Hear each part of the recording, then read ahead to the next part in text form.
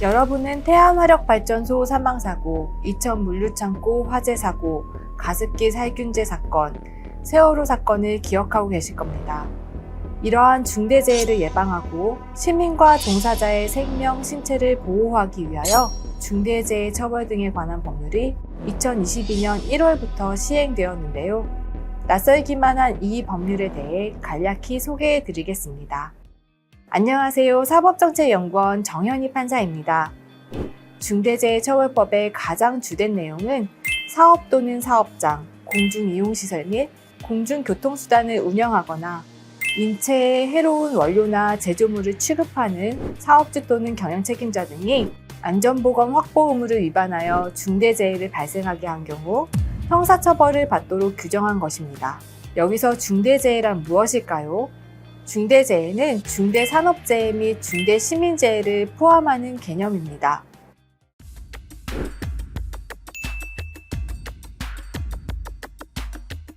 그렇다면 사업장 또는 공중이용시설 등에서 중대재해 사고가 발생한 경우 경영책임자 등은 무조건 형사처벌을 받는 걸까요? 결론부터 말씀드리자면 아닙니다. 법원은 형사재판 시 중대재해처벌법 위반죄의 구성요건을 충족하였는지 따지게 될 것입니다. 먼저 사업주 또는 경영책임자 등이 누구인지 특정을 하게 될 텐데요. 대부분 개인사업장의 경우 그 대표자가, 주식회사의 경우 대표이사가 경영책임자가 될 것입니다. 경영책임자 등이란 용어는 중대재해처벌법상 새롭게 도입된 개념이므로 누구를 경영책임자로 볼 것인가에 대하여 여러 가지 의견이 있었는데 연구보고서에 잘 정리해 놓았습니다. 다음으로 형사재판에서 안전보건 확보 의무 위반이 있는지 살펴보게 될 것입니다. 중대재해처벌법은 개인사업주 또는 경영책임자 등에게 안전보건 확보 의무를 부과하고 있는데요. 안전보건 확보 의무란 경영책임자로 하여금 안전보건에 필요한 경영 시스템을 구축하고 재해가 발생했을 때 재발하지 않도록 대책을 마련하며 행정기관의 안전보건과 관련된 시정명령을 잘 이행하는지, 법령상 의무나 교육을 잘 이행하는지를 점검하도록 하는 것입니다. 구체적인 내용은 법령과 연구보고서에서 확인하실 수 있습니다. 그렇다면 안전보건 확보 의무를 위반했다는 사실만으로 처벌이 되는 걸까요? 그렇지 않습니다. 이러한 의무 위반으로 인하여 중대재해가 발생한 경우에만 형사처벌을 받게 되는데요. 안전보건 확보 의무 위반과 중대재해 발생 사이에 인과관계가 인정되고 중대재해 발생에 대한 예견 가능성이 있는 경우에만 처벌을 하게 됩니다. 중대재해처벌법 위반죄에서는 법에서 요구하는 안전보건 확보 의무를 이행하였더라면 중대재해의 결과가 발생하지 않았을 것이 인정될 때 인과관계가 있다고 할 것입니다. 이러한 인과관계 인정 여부가 법원의 형사재판에서 주된 쟁점이 될 것으로 보입니다. 중대재해처벌법 위반죄는 고의범일까요? 과실범일까요? 산업안전보건법 위반 사건도 유사한 논란이 있었고 대법원은 고의범에 해당한다고 판시해 왔는데요. 중대재해처벌법 위반 사건에서도 고의가 있어야 처벌할 수 있다고 보는 것이 다수 견해입니다. 즉, 사업주가 안전보건 확보를 제대로 하고 있지 않다는 것을 알고 있다면 고의를 인정할 수 있을 것이죠.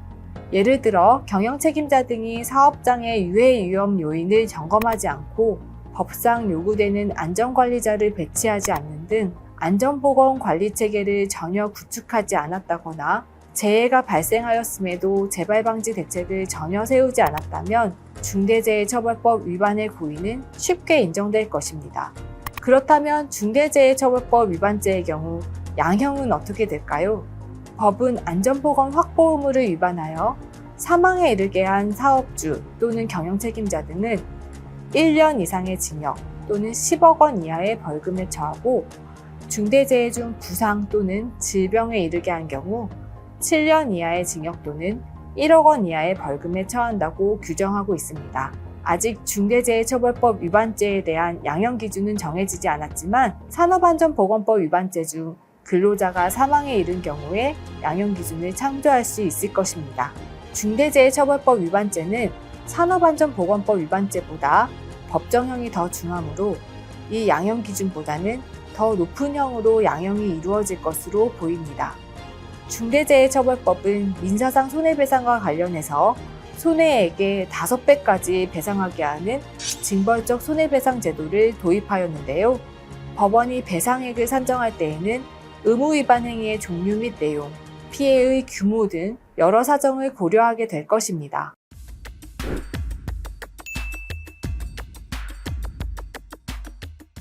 중대재해처벌법은 경영책임자 등에게 구체적인 안전보건 확보 의무를 부과하고 이를 위반할 경우 실질적인 처벌을 하도록 함으로써 산업재해, 시민재해를 예방하는 데 그 목적이 있습니다. 그러므로 재판 과정에서 입법 목적에 부합하도록 법을 해석 적용해야 할 것이죠.